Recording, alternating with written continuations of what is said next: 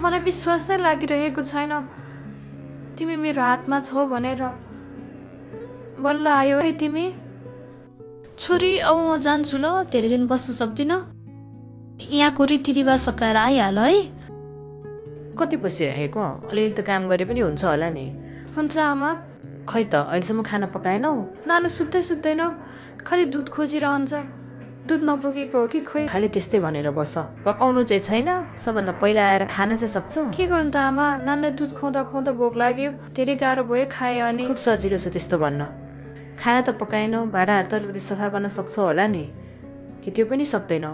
काम गर्न मन लाग्दैन भने गएर माइत बस, म तिम्रो सबै काम गरेर बस्न सक्दिनँ। पहिला सकेको बेला त सबै गरेको हो नि, अहिले नसक्दा यस्तो सुन्नुपर्छ। कहाँ जान लागेको फेरि तिमी?